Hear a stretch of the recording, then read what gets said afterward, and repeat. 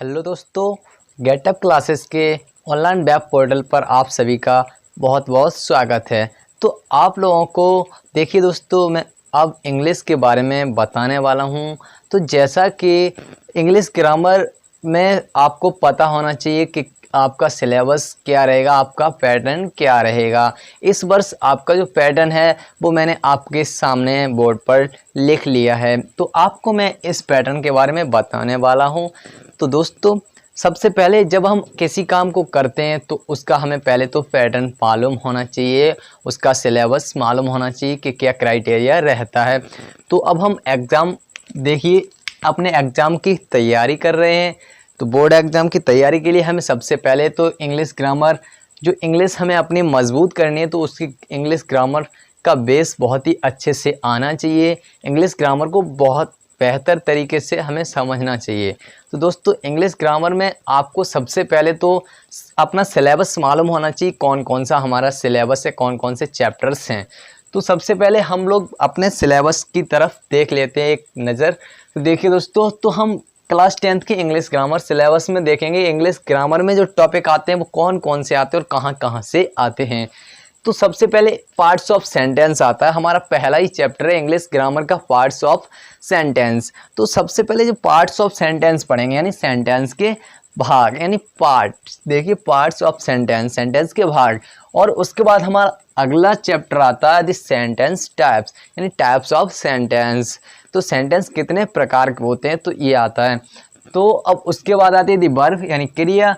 हमारे क्रिया में आपको ट्रांजिटिव वर्ब और इंट्रांजिटिव वर्ब, दो वर्ब्स आपको पढ़नी पड़ेंगी। तो वहाँ पे मैं डिटेल से समझाऊंगा। तो जल्दी से यहाँ पे मैं आपको एक बार सब बता दे रहा हूँ कौन कौन सा हमारा सिलेबस है। देखिए, अब यहाँ पर हमारे 3 चैप्टर्स क्लियर। उसके बाद चौथा चैप्टर है हमारा प्राइमरी ऑक्सिलरी, उसमें हमें वी हैव डू के बारे में पढ़ना पड़ेगा। और उसके बाद आता है मॉडल ऑक्सिलरीज, तो मॉडल ऑक्सिलरी पढ़ेंगे। उसके बाद हम 6 चैप्टर है हमारा नेगेटिव सेंटेंस, यानी नकारात्मक वाक्य।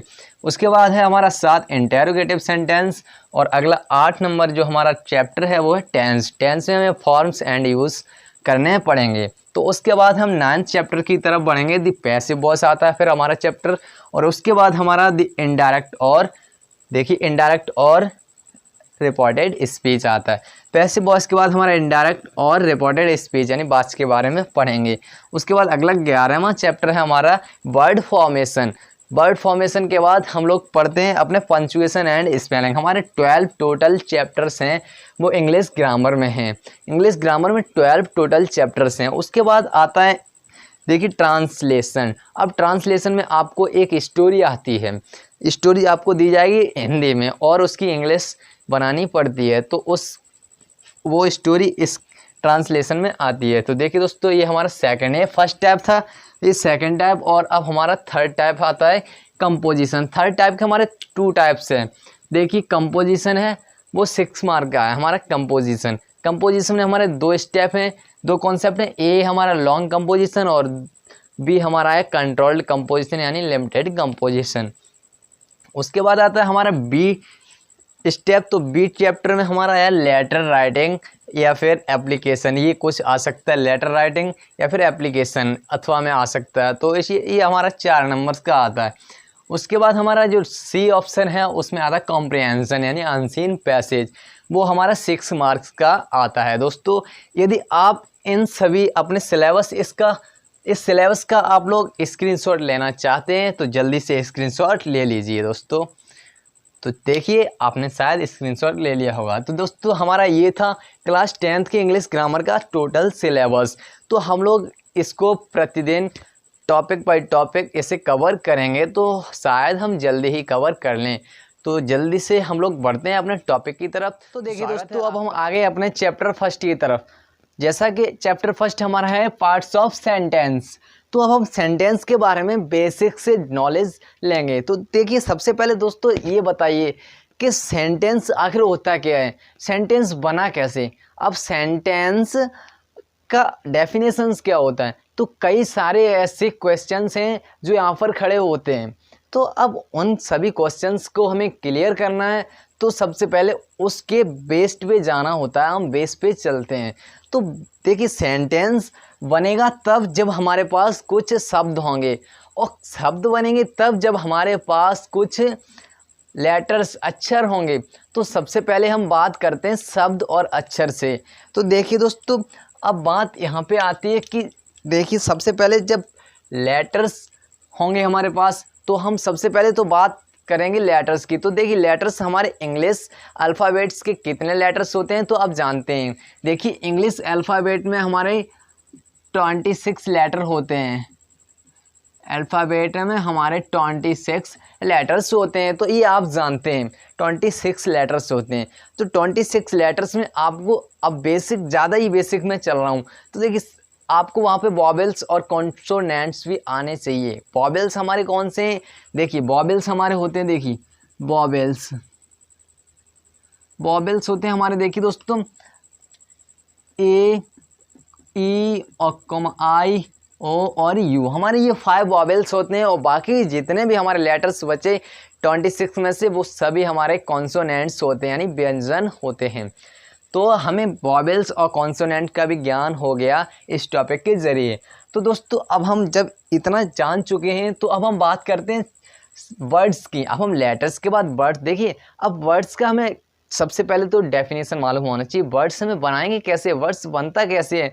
तो सबसे पहले देखिए दोस्तों, यहाँ पे मैं वर्ड्स का डेफिनेशन लिख रहा हूँ। तो देखिए दोस्तों, पहले तो ये मालूम होना चाहिए वर्ड्स, वर्ड मीन्स होता क्या? वर्ड्स मीन्स होता है शब्द, वर्ड्स मीन्स होता है शब्द। देखिए दोस्तों, अब वर्ड्स मीन्स होता है शब्द, तो वर्ड्स का डेफिनेशन सिंपल आपको मालूम होना चाहिए। तो वर्ड्स देखिए, तो आप कैसे डेफिनेशन इसका याद करेंगे?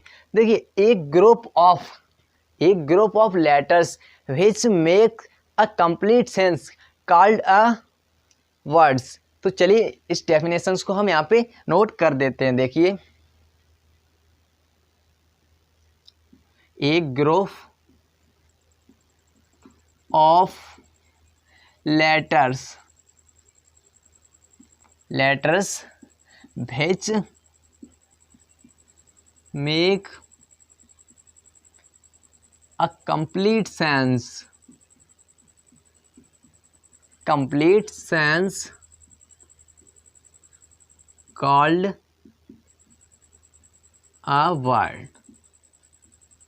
दोस्तों ये हमारा शब्द का डेफिनेशन, वर्ड का डेफिनेशन। चलिए हिंदी में भी आप चाहते हैं तो हिंदी में भी मैं लिख दे रहा हूँ। देखिए यहाँ पर मैं लिख रहा हूँ, देखिए हिंदी में, यानी परिभाषा। देखिए दोस्तों, अब हिंदी में हम कैसे लिखेंगे?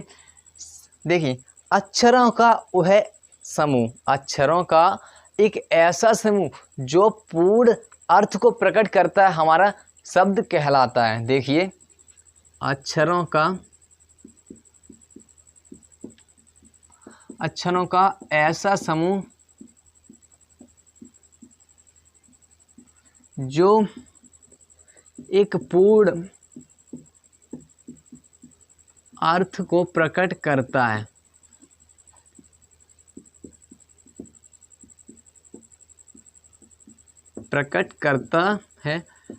शब्द कहलाता है।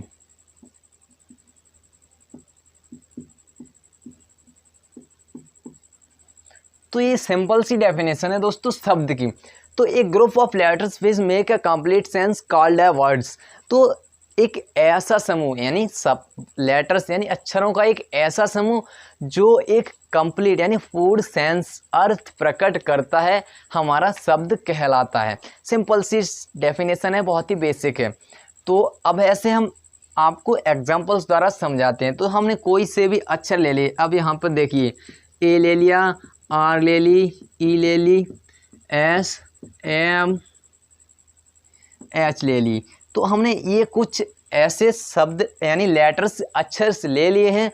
तो अब इनका कोई देखिए, अब मैं यहाँ से कंटिन्यूअल ऐसे ही 1 बाय 1 यहाँ पे लिख दूँ तो क्या हमारा कोई सेंस निकल रहा? देखिए A, R, E, S, M, H. अब देखिए यहाँ पे कुछ निकल रहा है, कुछ अर्थ प्रकट कर रहा है ये। तो अरे कुछ नहीं बन रहा है यहाँ पे। तो इस डेफिनेशन को हम प्रूव करेंगे। एक ग्रुप ऑफ लेटर यानी शब्दों का एक ऐसा समूह जो जो हमारा एक पूर्ण अर्थ प्रकट करे, इससे कुछ बने। तो अब हम ऐसे ये अक्षर, इन्हीं अक्षरों से हम देखिए कुछ बना के दिखाएंगे आपको। देखिए तो अब हम यहाँ पे ARESMH है, तो सबसे पहले अब देखिए यहाँ पे कुछ, अगर इन्हीं शब्दों को मैं कुछ ऐसा लिख दूँ तो देखिए हमारा क्या निकल रहा है।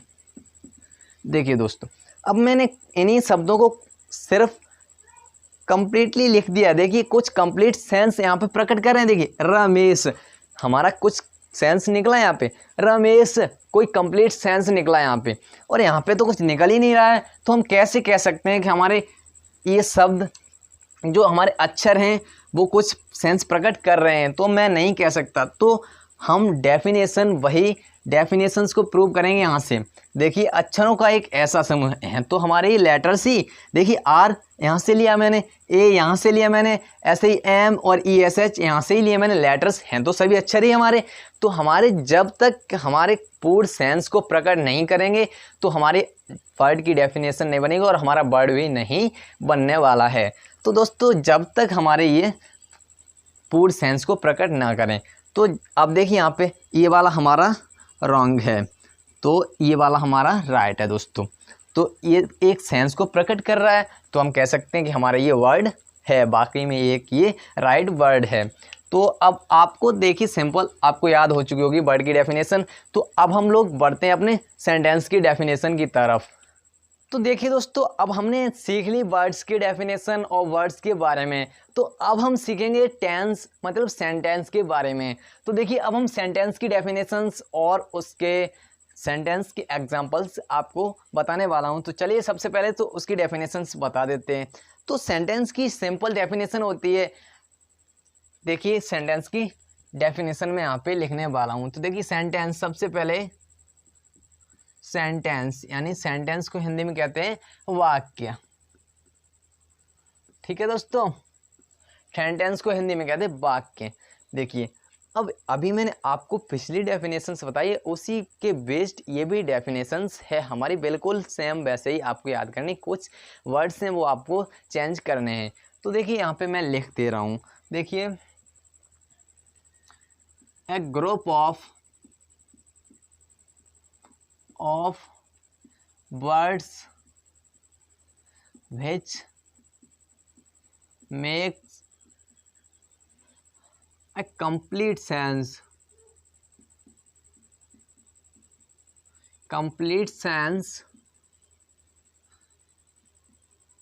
called a sentence। दोस्तों ये हमारी सिंपल सी डेफिनेशन रही आपके सामने। तो बाकी की सिंपल डेफिनेशन क्या है? एक group of words which makes a complete sense called a sentence. तो अब मैं आपको इसकी हिंदी बता देता हूँ। तो देखिए शब्दों का एक ऐसा समूह, शब्दों का एक ऐसा समूह जो कि पूर्ण अर्थ को, किसी पूर्ण अर्थ को प्रकट करे, हमारा वाक्य कहलाता है। तो देखिए दोस्तों, अब मैं यहाँ पे हिंदी में भी लिख दे रहा हूँ इसकी परिभाषा।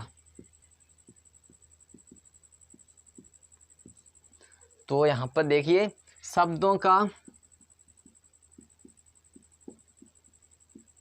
एक ऐसा समूह,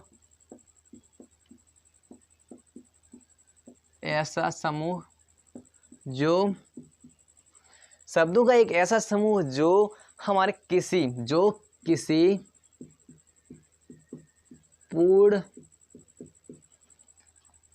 अर्थ को प्रकट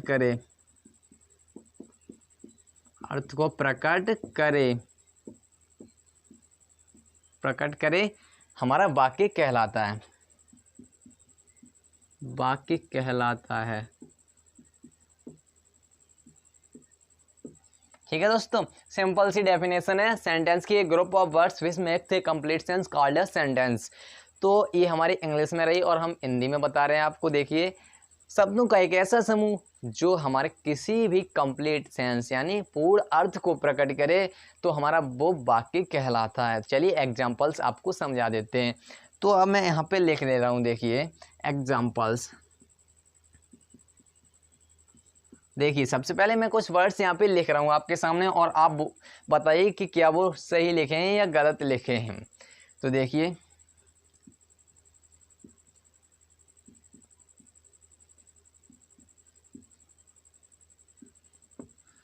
अब मैंने कुछ सिंपल से वर्ड्स आपके सामने, 3 वर्ड्स आपके सामने नोट कर दिए हैं।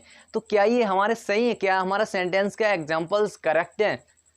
दोस्तों देखिए, क्या ईट्स राम फूड ये बिल्कुल करेक्ट सेंटेंस लिखा हुआ है आपके सामने? जी दोस्तों नहीं, ये हमारा सेंटेंस बिल्कुल ही गलत लिखा हुआ है। तो अब मैं इसको राइट लिख के बताऊंगा दोस्तों आपको, तो आप आसानी से देख के दोस्तों सीख सकते हैं। तो मैंने अभी इस देखिए, इस परिभाषा के ऊपर, इस डेफिनेशंस के ऊपर हम इस सेंटेंस को क्लियर करेंगे, इसको करेक्ट करेंगे। तो हमने आपको बताया शब्दों का एक ऐसा समूह जो किसी पूर्ण अर्थ को प्रकट करे वाक्य कहलाता है। तो अब यहाँ पे देखिए, अब मैं इनको देखिए, इनके एंगल्स वाइज इनको कंटिन्यूअल, इनको देखिए, अब मैं यहाँ पे इसको सीरीज वाइज लिख रहा हूँ। देखिए, तो यहाँ पे मैंने लिख दिया आपके सामने राम ईट्स फूड। क्या ये करेक्ट हो गया? दोस्तों हमारा बिल्कुल करेक्ट हो गया। मैंने क्या किया है अब ये आपको आगे बताऊंगा इसी वीडियो में, आप मेरे साथ बने रहिए। अब मैं शुद्ध और अशुद्ध वाक्य को पहचान के, जैसे अशुद्ध वाक्य दिया है तो हम उसे शुद्ध कैसे करेंगे, तो अभी यही मैं आप लोगों को सिखाने वाला हूँ इस वीडियो में। तो ईट्स राम फूड ये गलत था, इसे मैंने करेक्ट किया, राम ईट्स फूड। तो चलिए दोस्तों, ये थी इसके एग्जांपल्स, सेंटेंस की डेफिनेशन, और हिंदी में और इंग्लिश में, और उसके एग्जांपल्स। और ऐसे ही मैंने वर्ड्स की दे दी और सेंटेंस की दे दी, तो 2 पॉइंट्स हमारे क्लियर हो गए। अब हम लोग बढ़ते हैं। तो दोस्तों अब हम बात करेंगे सेंटेंस के पार्ट्स की, यानी सेंटेंस के भाग। सेंटेंस के भाग कितने होते हैं? तो दोस्तों मैं आपको बता दूं, सेंटेंस के 2 मुख्य भाग होते हैं। तो वो कौन कौन से भाग होते हैं? तो फर्स्ट नंबर हमारा भाग होता है सब्जेक्ट, और सेकंड नंबर होता है प्रेडिकेट। तो चलिए एग्जांपल्स द्वारा समझा देते हैं। तो एक एग्जांपल्स यहाँ पे ले रहा हूँ। देखिए दोस्तों, जैसे कि सीता खाना पकाती है। चलिए ये है हमारा एग्जांपल्स। तो अब हम इस एग्जांपल्स के द्वारा हम सब्जेक्ट और प्रेडिकेट को डिफाइन करके दिखाएंगे दोस्तों। तो अब इसमें सब्जेक्ट, तो सब्जेक्ट ढूंढने के लिए हमें सिंपल करना क्या है? तो दोस्तों एक ट्रिक याद रखिए, जब हम सब्जेक्ट को ढूंढते हैं किसी सेंटेंस में, तो उस सेंटेंस को पढ़ने के बाद ना उसमें क्वेश्चन करिए, कौन से क्वेश्चन करिए, कौन। तो जैसे ही हम इसे पढ़ लेते हैं सेंटेंस को, तो हम एकदम से पलट कर क्वेश्चन करते हैं कौन। अब मैंने ये पढ़ा, देखिए दोस्तों एग्जाम्पल के तौर पर, सीता खाना पकाती, कौन? मैं बोल रहा हूँ सीता खाना पकाती है, कौन? कौन से हमारा निकल के आएगा, आप लोग समझ गए होंगे, सीता। तो कौन खाना पकाती? सीता। तो यही हमारा हुआ सब्जेक्ट, ये हुआ हमारा सब्जेक्ट। तो इसे बोलते हैं हिंदी में कर्ता। ठीक है दोस्तों। और यहाँ पर एक खास बात है दोस्तों आपके लिए, कि कर्ता के बाद जितना भी बचता है हमारा, वो सभी प्रेडिकेट होता है। तो देखिए इतना जो यहाँ से यहाँ तक बचा है हमारा, वो सभी है प्रेडिकेट। प्रेडिकेट को हिंदी में बोलते हैं दोस्तों विधेय।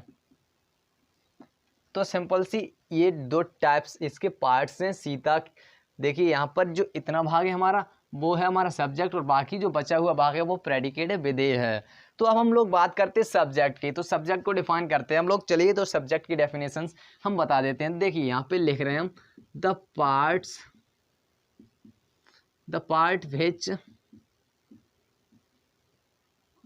which names of person or thing, the part which names of person or thing is called a subject of sentence। ठीक है दोस्तों, the part which names of person और things is called a subject of sentence. यानी कहने का मतलब, सब वाक्य का एक ऐसा भाग, दोस्तों समझना, वाक्य का एक ऐसा भाग जिसमें किसी व्यक्ति या वस्तु का नाम लिया जाए, हमारा सब्जेक्ट कर्ता कहलाता है। चलिए इसे हिंदी में भी नोट कर देते हैं।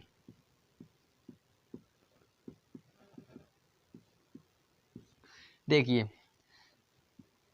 वाक्य का एक ऐसा भाग, वाक्य का एक ऐसा भाग जिसमें किसी व्यक्ति या वस्तु का नाम लिया जाता है, कर्ता कहलाता है।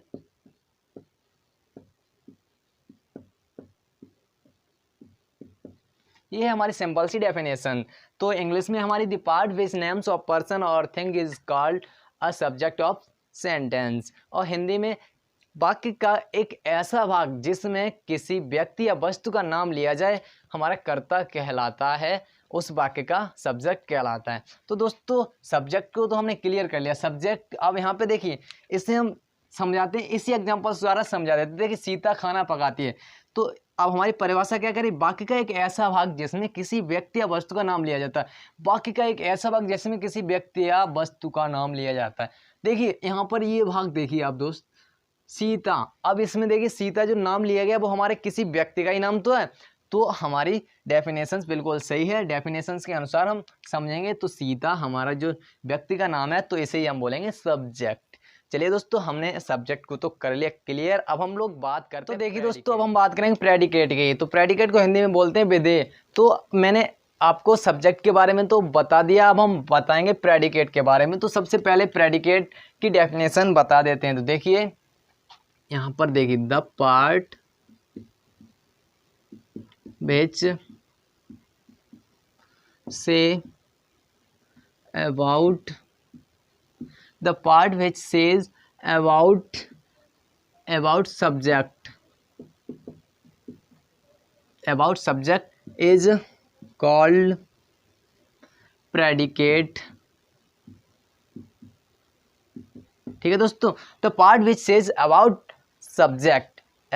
the subject is called predicate of sentence। Simple सी डेफिनेशन है प्रेडिकेट की, the part which says about subject is called predicate। यानी कहने का मतलब कि वाक्य का वह भाग जो कर्ता के बारे में कहता है या कर्ता के बारे में व्याख्या करता है, हमारा प्रेडिकेट कहलाता है, उस वाक्य का विधेय कहलाता है। तो देखिए हिंदी में भी इसे नोट कर देते हैं।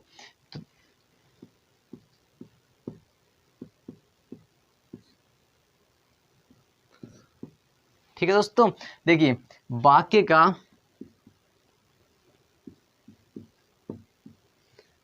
का एक ऐसा भाग जो कर्ता के बारे में कहता है या व्याख्या करता